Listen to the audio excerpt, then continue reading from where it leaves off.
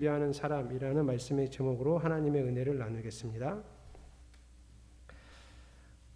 제가 자려고 누웠는데 저쪽 끝에서 군대 고참이 저를 부릅니다. 제가 군대 있을 때 별명이 맞박이거든요.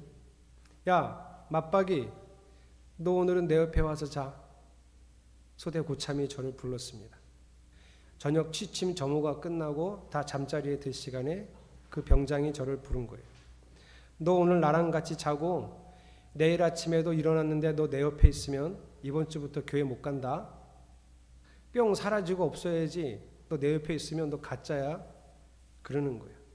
그러더니 소대에 누워있는 다른 사람들한테 맞박이랑 같이 교회 다니는 것들도 내일 아침에 내 눈에 띄면 이번 주부터 교회 못 간다. 그러더니 내 옆에 와서 조용히 저한테 그러는 거예요. 맞박아, 혹시 하나님이 너 데리고 가시면 내 손 꼭 붙들고 있다가 나도 같이 데리고 가. 이러면서 잠에 들자는 거예요. 저는 그 다음날 아침에 일어났을 때 그 고참 옆에 눈에 띄었고요. 저는 그날로 믿음도 없는 신자가 되었습니다. 1992년 우리나라를 떠들썩하게 했던 다미 선교의 사건 때문에 벌어진 일입니다. 신학교를 졸업하고 기독교 관련 출판사에서 근무하고 있던 이장님, 이 사람이 미국에서 유입된 신학 서적을 읽던 중에 랩처라고 하는 단어를 휴거로 번역하여 특정한 날짜를 명시한 시한부 종말론을 만들어서 퍼뜨린 바로 그 사건. 바로 그 특정 날짜가 1992년 10월 28일입니다. 바로 이날 밤에 그 고참이 저한테 그런 거예요. 휴거 안 당하고 내일 아침 10월 29일 날 내 눈에 띄면 너는 가짜라는 거예요. 그러니 이제부터 교회 다닐 생각도 하지 말라는 거예요. 이 이장님이라고 하는 사람이 퍼뜨린 이 시한부 종말론, 이 다미 선교의 이야기로 돈과 집과 가족은 물론 자기의 삶까지 내놓은 사람이 우리나라에서만 약 10만 명이 넘었습니다. 정상적인 삶을 살던 직장인이 가족과 함께 잠적하는가 하면 휴거론에 빠진 학생이 교회에 못 나가게 하는 부모를 원망하며 자살하는 일도 벌어졌습니다. 어차피 10월 28일까지만 쓰면 되니 모든 재산을 처분해서 교회에 바치고 10월 28일까지만 쓰는 돈만 남겨두고 기도하며 살았던 사람들이 10만 명이 넘는다는 거예요. 휴거를 믿던 군인 장병 중에는 휴가를 나왔다가 잠적해서 돌아오지 않는 일도 다반사였습니다. 이게 10월 28일 이런 일이 벌어진다고 했는데 그로부터 한 달 전에 9월 25일 이장님은 사기 및 외환관리법 위반으로 구속됐습니다. 이 교주가 구속이 됐으니까 이제 이건 없던 일이 되겠지 했는데 그 열기가 식지 않았어요. 그가 구속되면서 자기 신도들에게 이렇게 말했어요. 나는 지금 구속되고 그리고 10월 28일이 와도 나는 휴거되지 않는다. 나는 그 7년 환난 기간에 남아서 모든 환난을 함께 견디고 믿음을 지키다가 나중에 하나님 곁으로 갈 테니 성도들이여 10월 28일 날 휴거하거든 가서 나를 기다리라. 이런 메시지를 받고 10월 28일을 간절히 기다리고 있었습니다. 10월 28일이 지나고 아무 일도 일어나지 않자 다미 선교회 측은 우리가 날짜를 잘못 알았다며 성명서를 발표했습니다. 그리고 그들은 지금 뭐 하고 있을까요? 여러분, 우리는 생각할 때 10월 28일이 가짜였으니까 이제 그들은 없어졌겠지 생각하시겠지만 그들은 여전히 활동하고 있습니다. 요즘은 이런 모습이에요. 안 보시겠죠? 저게 무슨 소리냐면 예수님이 오시기 전에 사람들이 여기다가 베리칩을 심을 거래요. 666 짐승의 표를 받지 마라. 그리고 저렇게 피켓을 들고 다니고 있습니다. 참 어리석은 사람들이에요.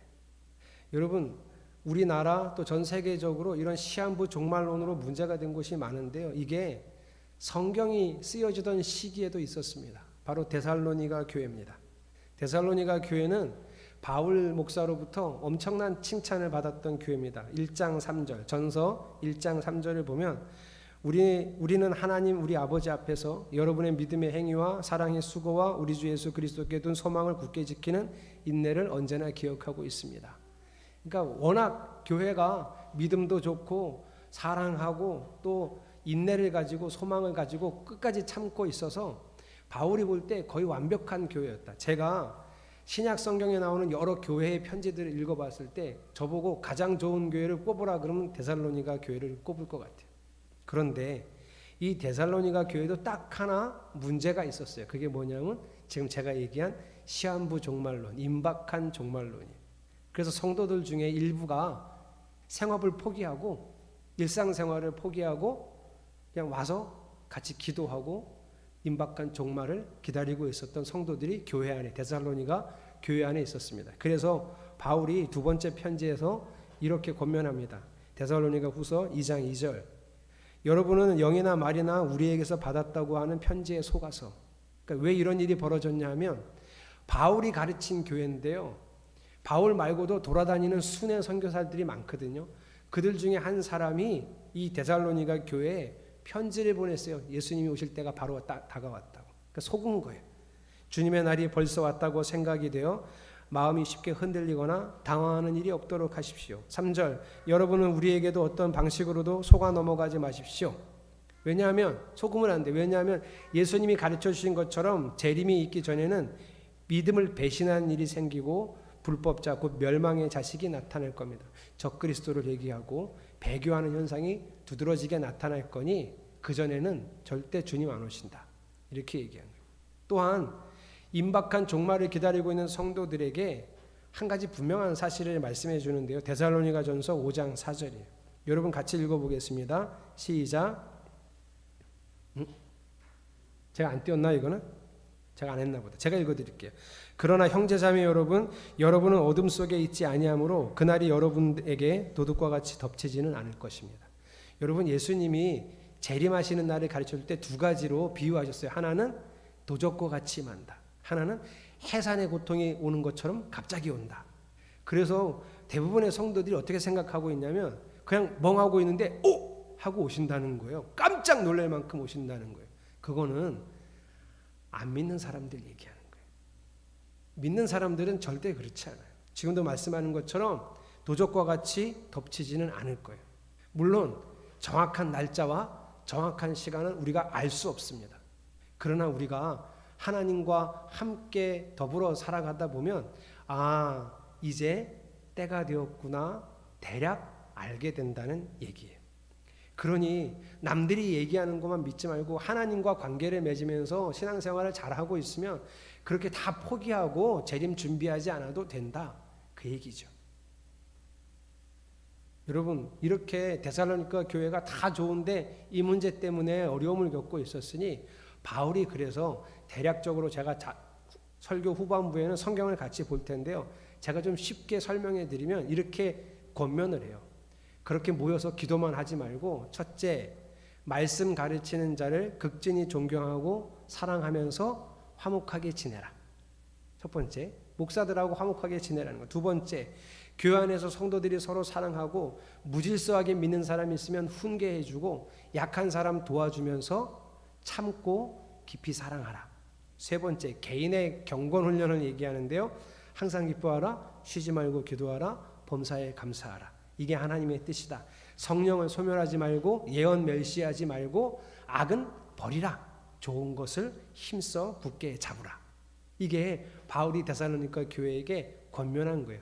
그렇게 모여서 옛날로 치면 흰옷 입고 기도만 하지 말고 이거 해라는 거예요. 하나님을 믿고 의지하며 매일 하나님을 바라보는 삶을 살라는 거죠. 제가 고등학교 3학년 1989년 10월 대학 원서를 쓰는 때가 되었습니다. 그때는 한 군데 한 학과에 한 번 지원할 수 있습니다. 그리고 그 학교에 가서 시험을 보는 거예요. 떨어지면 끝이에요. 그럼 정기 시험이 끝나면 후기 시험이 있었습니다. 후기에 또 한 번 지원할 수 있고요. 전기 시험을 지원을 학과를 하게 됐는데 아버지하고 이야기를 나누다가 제가 가고 싶은 대학이 있었지만 춘천에서 다녀야 할 사정이 생겨서 강원대학교에 원서를 넣었습니다. 그리고 그날 저녁에 아버지 앞에서 제가 펑펑 울었습니다. 가고 싶은데 안 보내줬다고 아주 펑펑 울었어요.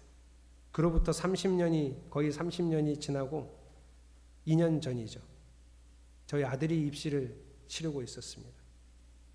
자기 열심히 노력했고 공부했는데 일단 공부 시험에서 조금 어긋났고 실기 시험에서 좀 어긋나서 가고 싶은 대학을 다 떨어졌어요. 말은 안 하고 있었는데 아이가 마음에 뭔가 무거운 짐이 있는 것 같아서 제가 불렀습니다. 승현아, 대학은 네 인생에서 그리 중요한 게 아니야. 너는 이제 19살이야. 뭐든 할 수 있고 시간은 아직도 참 많아. 그러니 대학에 연연할 필요 없다. 공부 재수하겠다 그러면 재수도 시켜줄 거고, 다른 거 하겠다 그럼 그것도 지원해 줄 거고, 부모가 아빠 엄마가 응원해 줄 테니 대학 연연해 하지 말고 어떻게 살아갈지 생각해. 일단 쉬고 생각하면 돼. 괜찮아. 제가 이렇게 얘기했더니 잘 참고 있던 승현이가 또 막 울었습니다. 제 앞에서. 그래서 제가 그때 생각했어요. 아, 그때 우리 아버지 마음이 이랬겠구나.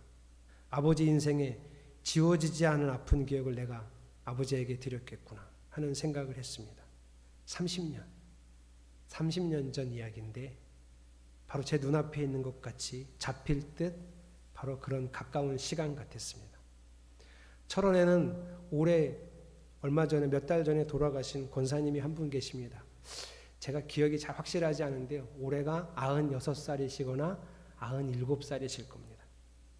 그렇게 장수하시던 권사님이었는데 그분은 어렸을 때 화성 사강이라는 데 사셨습니다. 그때 그 이야기를 하실 때만 해도 딸만 6을 있었대요. 자기가 4번째 딸인데 후에 이제 마지막으로 7째 아들이 태어나긴 했는데 그때는 딸만 6이었대요. 아버지가 어떤 일을 하셨는지 제가 잘 모르겠는데 일하러 한번 가시면 며칠이 지나야 오신답니다. 그래서 아버지가 일을 나가셨다가 며칠이 지나서 오시면 딸들이 아빠가 오니까 반가워서 얼굴을 내밀고 인사를 하는데 그 창호지 문을 이렇게 열면 큰딸 첫째, 둘째, 셋째, 넷째 6개의 얼굴이 이렇게 딱 나와서 아빠! 하고 부른대요. 그러면 그 아버지가 이렇게 이야기하셨대요. 아이고, 남의 집 새끼들은 잘도 죽는데 우리 집 기집애들은 죽지도 않네. 그러면서 들어오셨대요.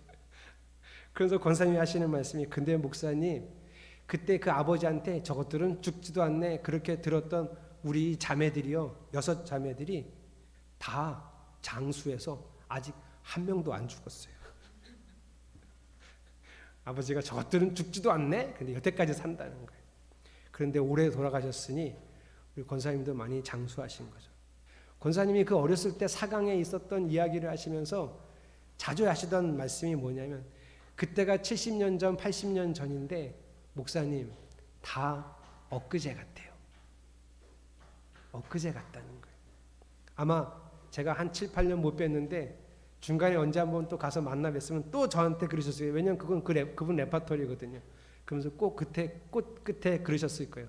목사님 90을 살아도 그때가 엊그제 같아요. 여러분 저는 지난주에 창세기 6장 3절을 이렇게 해석해 드렸습니다. 이 말씀에 보면 생명을 주는 나의 영이 사람 속에 영원히 머물지는 않을 것이다.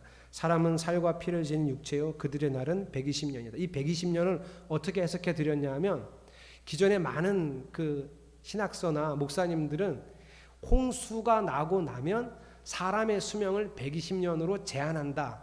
이렇게 해석된 일이 많았는데 그렇게 보기에는 홍수 이후에 사람들이 너무 많이 120년 이상을 살아버렸어요. 저는 그렇게 해석하지 않고 하나님이 노아에게 이 말씀을 하실 때 이제 지금 살고 있는 이 모든 사람들이 살 수 있는 날은 120년밖에 안 남았다. 결국 이 말은 120년 후에는 홍수가 일어나서 세상 사람들을 다 멸망시킬 것이다. 이렇게 해석했습니다. 그리고 오늘 본문을 보면서 오늘 본문은 6장은 120년 전이었고요. 홍수. 7장은 7일 전이에요. 그리고 홍수가 일어난 다음 이야기. 그러니까 120년이 훌쩍 지난 거죠. 노아는 그 120년 동안 하나님이 심판하실 걸 알고 있었는데 어떻게 살았을까? 하나님이 홍수 심판이 일어나기 전에 그는 심판을 대비해서 어떤 삶을 살았을까를 생각해 봤어요. 그게 오늘 제가 여러분하고 나눌 말씀의 주제이기도 합니다. 심판이요. 오늘 본문에 보면 갑자기 찾아옵니다. 어떤 여지도 없습니다. 17절부터 20절을 좀 같이 봐야 되는데요. 여러분 17절은 홍수가 40일 동안 계속되니 물이 불어나서 방주라고 하는 건물이 떠올랐다. 물에서 떠올랐다. 자, 18절은 물이 불어나서 땅에 크게 넘치니 방주가 물 위로 이번에는 떠다닌다. 물이 점점 많아진 거죠. 19절에 거기서 또 물이 불어나서 온 하늘 아래에 있는 모든 높은 산들이 물에 잠겼다. 어떤 산도 물 아래에 있다. 20절 그런데 거기서 또 불어나서 그 높은 산 봉우리부터 수면 위까지 약 6.75m나 될 정도로 물이 불어났다. 이 얘기예요. 아니 똑같은 얘기 그냥 홍수가 나서 물이 불어나서 엄청 다 채워졌다 이렇게 얘기하면 될 걸 왜 4절에 걸쳐서 반복해서 얘기할까요? 강조하고 싶은 게 있는 건데요. 지구상 그 어떤 구석도 물 위에 남아 있는 게 없었다는 거예요. 다 잠겼다. 다 잠겼다. 물 위에는 아무것도 없다. 이게 강조예요. 자, 그래서 어떻게 됐을까요? 21절, 22절, 23절 이것도 똑같은 말을 반복해요. 21절 새와 집짐승과 들짐승과 땅에서 기어다니는 모든 것과 사람까지 살과 피를 지니고 땅 위에서 움직이는 모든 것들이 다 죽었다. 이렇게 끝내면 돼요. 이렇게 끝내도 다 이해할 수 있어요. 근데 22절 또 마른 땅 위에서 코로 숨을 쉬며 사는 것들이 모두 죽었다. 그 얘기가 그 얘기 아니에요? 근데 여기서도 끝나지 않아요. 23절 이렇게 주님께서는 땅 위에 사는 모든 생물을 없애버리셨다. 사람을 비롯하여 짐승까지 길짐승과 공중의 새에 이르기까지 땅 위에서 모두 없애버리셨다. 다 죽었다. 살아남은 게 아무것도 없다. 다만 방주에 들어간 것들만 살아남았다. 이게 강조예요. 뭐 얘기하고 싶으신 거죠? 심판이 이만큼 단호했다는 거예요. 여지도 남기지 않았다는 거예요. 이 얘기를 또 어떻게 강하게 하시냐면 16절 여러분 같이 읽어보겠습니다. 시작.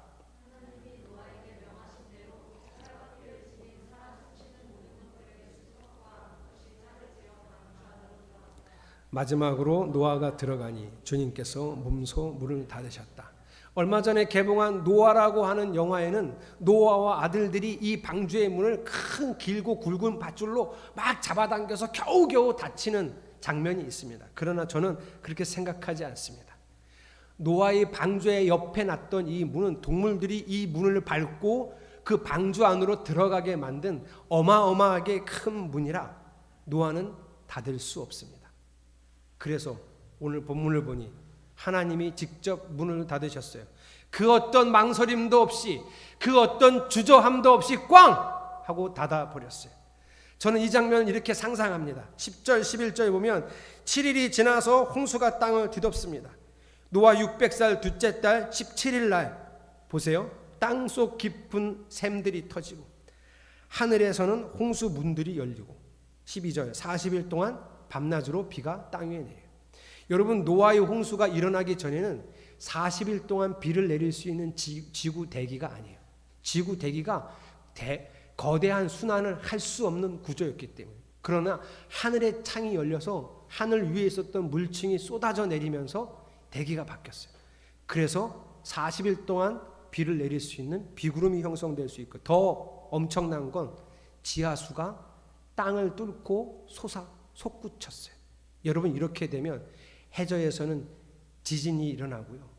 쓰나미가 몰려옵니다. 엄청난 물길들이 지구 사방으로 지구 대륙을 막 찢어 놓으면서 흔들리고 쏟아붓는 거예요. 그때 하나님께서 그 물을 이용하셔서 방주의 문을 닫아버리시죠. 오늘 본문을 왜 적으셨을까? 노아의 홍수는 이렇게 일어나고 다 죽었어 이렇게 말씀하시고 싶으신 걸까? 아니요. 노아의 홍수 때 사람들이 홍수가 일어나겠어?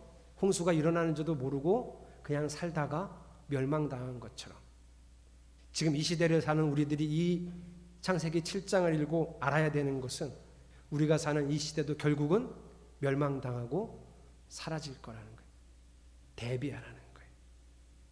꼭 알아야 됩니다. 심판의 때를 어떻게 기다려야 하는지를 오늘 여러분하고 이야기할 겁니다. 그래서 아까 제가 얘기한 것처럼 노아는 그 120년 어떻게 살았을까? 노아한테 힌트를 얻고 싶은 거예요. 자, 노아 120년 여러분 어떻게 살았을까요? 방주 지으며 살았어요. 길이가 135m, 어마어마하게 큰 건물입니다. 3층 건물이고요. 폭이 22.5m고 높이는 13.5m 목재 건물입니다. 목조 건축물이죠. 이거를 혼자서 지어야 했어요. 도와주는 사람이 없었어요. 자, 방주 지을 때 노아는 어떤 일을 경험했습니까? 방주의 재료는 잣나무입니다. 그 엄청난 건물에 들어갈 잣나무의 양은 얼마나 됐을까? 비 새지 말라고, 물 새지 말라고 역청으로 바르라고 했습니다. 역청은 쉽게 말하면 아스팔트 찌꺼기 생각하시면 됩니다. 그 어마어마한 양의 역청은 노아가 어떻게 구했을까? 어떻게 조달했을까?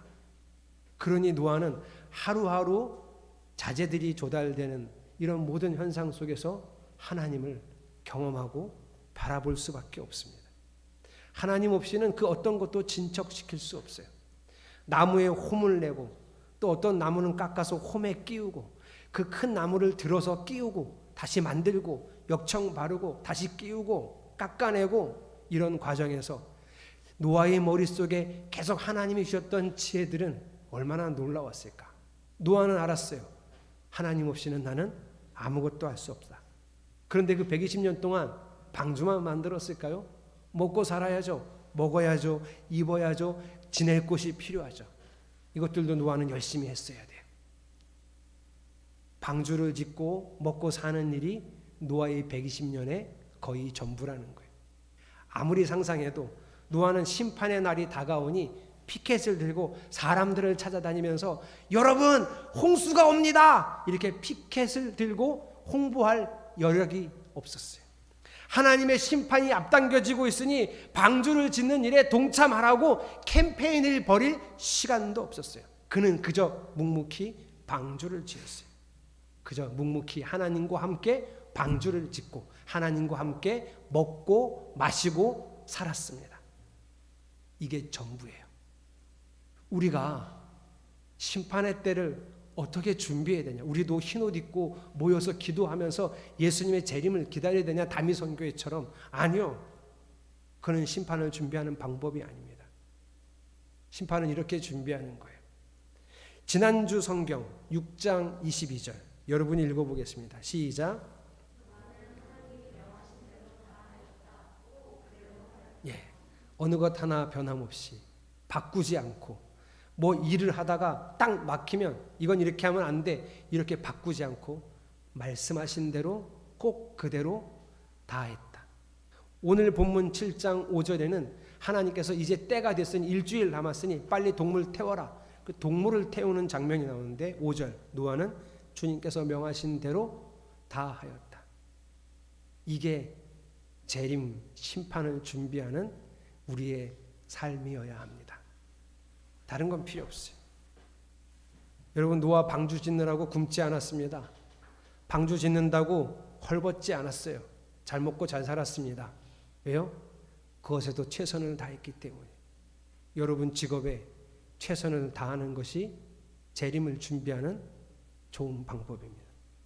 대신 그것만 하지 않고 주님과 관계를 맺고 주의 말씀을 듣고 주의 마음을 알아가고 그래서 나의 주어진 일상에 성실하게 살아가는 것. 그것이 재림, 심판을 대비하는 유일한 방법입니다. 그래서 제가 아까 쉽게 설명해 드렸던 데살로니가전서 5장 12절부터 21절까지의 말씀을 다시 한번 강조해 드리려고 해요. 재림에 임박한 재림에 마음을 빼앗겨서 일상을 포기했던 데살로니가 교회 일부들에게 그렇게 하지 말고 이렇게 살아라 라고 해줬던 바울의 권면입니다. 12절부터 13절은 어떤 뜻이죠? 제가 설명해 드린 것처럼 말씀을 가르치는 자를 사랑하고 극진히 존경하고 화목하게 지내라. 그래야 하나님 마음을 알 수 있으니까. 14절 15절 서로 여러분에게 권고하는데 무질서하게 사는 사람, 바로 이 사람들이 재림 때문에 일상을 포기했던 사람들이에요. 그런 사람 훈계해라. 그냥 가만두고 보지 말고 똑바로 하라고 가르치라는 거예요. 마음이 약한 사람 격려하고 힘이 없는 사람 도와주고 모든 사람에게 오래 참고 악으로 악을 갚지 말고 서로에게 사람에게 좋은 일을 하려고 애쓰라. 착하게 살라는 거예요. 서로에게 사랑을 베풀라. 그리고 개인의 영성을 위해서 16절부터 항상 기뻐하라, 쉬지 말고 기도하라, 범사에 감사하라, 이것이 그리스도 예수 안에서 하나님의 뜻이다. 이걸 잘 하라는 거예요. 그러면서 19절 성령을 소멸하지 말아라. 성령은 여기 왜 오셨죠? 우리를 다스리려고 오셨어요. 그걸 거부하는 게 성령을 소멸하는 거예요. 예언은 뭐죠? 하나님의 말씀이에요. 미래의 일을 가르쳐 주는 게 아니라 성경을 얘기해요. 성경을 멸시하지 말라. 성경을 가까이 하고 마음에 잘 두라는 거예요. 좋은 것을 굳게 잡고 악은 다 버리라. 모양이라도 버리라. 이런 개인의 신앙생활까지 강조합니다. 뭐예요? 일상을 잘 살면서 밥도 하고 청소도 하고 직장생활도 잘하고 아이들 잘 돌보면서 그러면서 하나님의 뜻을 갈구하고 하나님의 마음을 알아가면서 성실하게 살아가라는 게 재림을 준비하는 가장 바람직한 방법이라는 거예요. 여러분, 예수님은 심판의 때를 가르치면서 제자들에게 이렇게 가르치셨어요. 마태복음 24장 38절 39절 홍수 이전에 노아가 방주에 들어가는 날까지 사람들은 먹고 마시고 장가가고 시집가며 지냈다. 홍수가 나서 그들을 모두 휩쓸어 거기 가기까지 그들은 아무것도 알지 못하였다. 인자가 올 때에도 그러할 것이다. 여러분, 여기서 시집가고 장가가고 먹고 마시고가 잘못됐다는 얘기 아니에요? 왜냐하면 노아도 먹고 마시고 시집가고 장가갔습니다. 다 했어요. 그런데 노아는 어떻게 살았죠? 하나님과 함께 그 일을 했다는 거예요. 그 일을 한 게 잘못이 아니에요. 그게 잘못됐다는 말이 아니에요. 하나님과 관계없이 그렇게만 살았다는 게 문제예요. 열심히 최선을 다해서 살았어요. 하나님 없이. 그거는 안 돼요. 저는 여러분들이 열심히 직업에 충실하고 그렇게 최선을 다해 살아가는 것에 존경심을 가지고 있습니다. 매일 반복되는 직장에서의 일들을 성실히 감당하고 있는 여러분들이 자랑스럽습니다. 그러나 그것만으로는 안 됩니다. 하나님과 함께 살아가셔야 합니다. 하나님과 함께 하루를 사셔야 돼요. 책 제목 중에 하루는 열심히 인생은 되는 대로 라는 책 제목이 있습니다. 제가 옛날에 조금 읽다가 글이 재밌지 않아서 서점에서 이렇게 읽다가 그냥 덮어놓고 나왔는데 이 책 제목이 왜 생각이 났냐면 지난주에 수요일 날 유키즈 온 더 블록이라는 유재석 씨가 나오는 프로그램이 있어요. 제가 그걸 항상 보는데요. 이번 주에 그 프로그램에 누가 나왔냐면 영화평론가 이동진 씨가 나왔어요. 우리나라 영화평론가 중에 그 한 줄 평을 잘 남기기로 유명한 사람입니다. 그냥 맨날 영화평론만 읽어봤지 그 사람 사는 건 몰랐었는데 아주 책도 많이 읽고 뭐 생각하는 게 아주 특이하고 괜찮더라고요. 그 사람에게 사회자가 물어봤습니다. 당신의 묘비명이나 혹시 좌우명으로 한 줄을 표현한다면 당신은 어떻게 쓰고 싶냐고. 그랬더니 그 사람이 그 책 제목을 인용해서 이렇게 얘기하는 거예요. 하루하루는 최선을 다해서 인생은 되는 대로. 여러분, 인생은 왜 되는 대로일까요?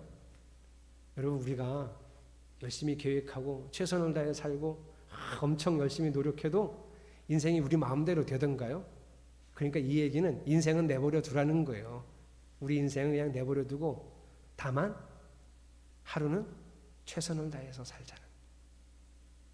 그러면 인생은 되는 대로가 아니라 어떻게 되어져 가겠죠.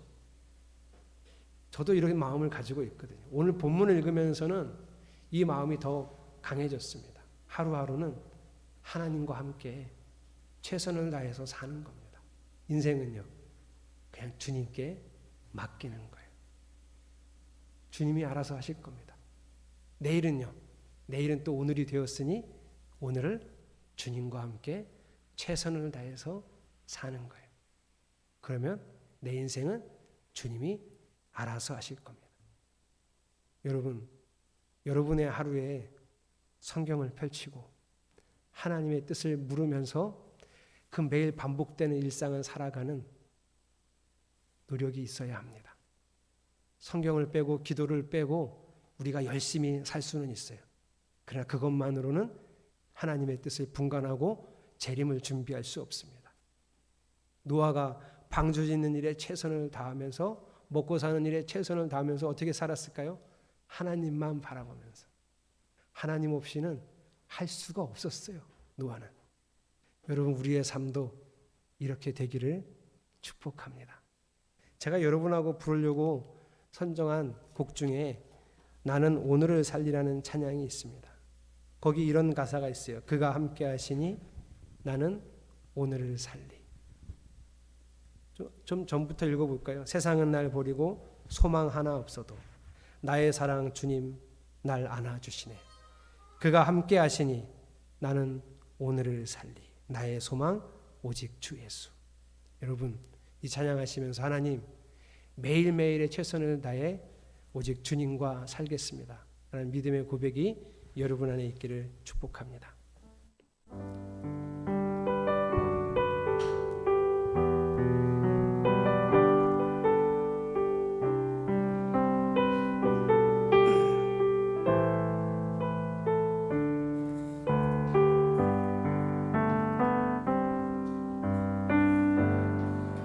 빛이 없는 바다에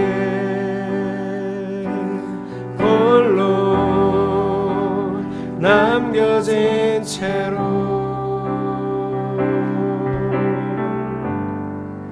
나는 주를 바라네. 예수 사무실 좀 황윤상 집사님 사무실 번호 좀 알려주세요. 빛으로 오신 그가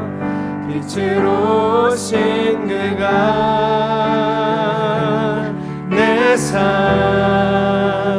밝혀주시네.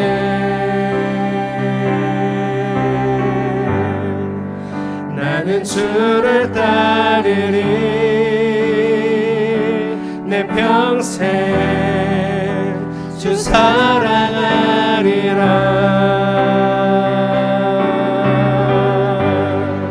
세상은 날 버리고 소망 하나 없어도 나의 사랑 주 날 안아주시네. 그가 함께 하시니 나는 오늘을 살리. 나의 모든 소망 오직 주 예수. 빛으로 오신 그가 내 삶 밝혀주시네. 빛으로 오신 그가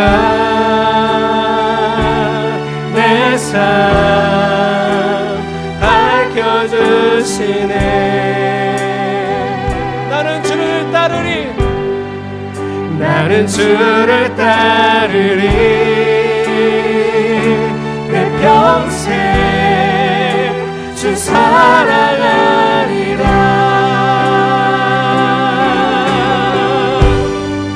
세상은 날 버리고 소망 하나 없어도 나의 사랑 주 날 안아주시네. 그가 함께 하시니 나는 오늘을 살리. 나의 모든 소망 오직 주. 세상은 날 버리고 세상은 날 버리고 소망 하나 없어도 나의 사랑 주 날 안아주시네. 할렐루야. 그가 함께 하시니 나는 오늘을 살리. 나의 모든 소망 오직 주. 아멘. 그가 함께 하시니 그가 함께 하시니 나는 오늘을 살리. 나의 모든 소망 오직 주 예수. 믿음으로 사는 자는 하늘 위로 받겠네. 무슨 일을 만나는지 만사형통하리라. 무슨 일을 만나는지 만사형통하. 나는 심히 고단하고 나는 심히 고단하고 영혼 매우 나의 앞에 반석에서 나의 앞에 반석에서 예수를 나게 하시 아멘. 나의 앞에 반석에서 나의 앞에 반석에서 샘물 나게 하시 성령 감화받은 영혼 성령 감화받은 영혼 하늘 날아갈 때에 영영 부를 나의 예수 인도하셨네 예수 인도하셨네 영영 부를 나의 예수 인도하셨네 할렐루야 주님 찬양합니다 영영 부를 나의 찬송 예수 인도하셨네 영영 부를 나의 찬 아멘 예수 인도하셨네 우리 말씀 기억하면서 함께 통성으로 기도하겠습니다. 할렐루야 주님과 함께 살겠습니다. 재림을 준비하고 하나님의 심판을 준비하는 것은 특별한 일이 아닙니다.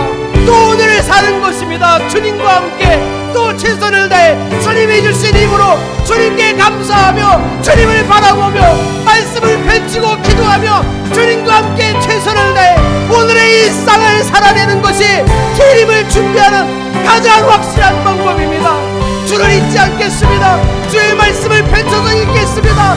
그 말씀이 말씀하시는 대로 노아처럼 다 행하겠습니다. 꼭 그대로 살겠습니다.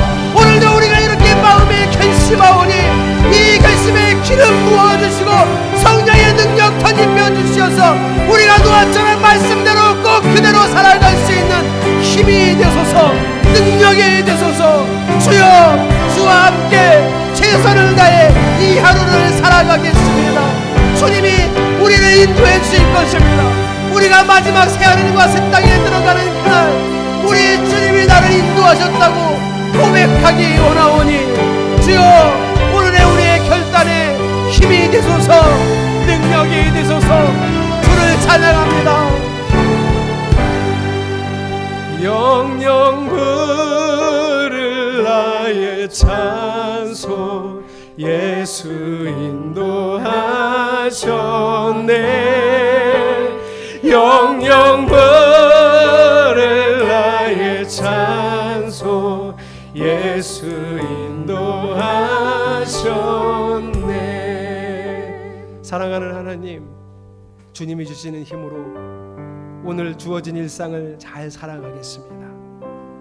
성경을 펼치고 주의 뜻을 알아가며 최선을 다해 주와 동행하겠습니다. 그저 그렇게 살아 우리의 인생 매일매일 주께 맡기겠습니다. 우리를 인도하여 주시옵소서. 예수님의 이름으로 기도드렸습니다. 아멘.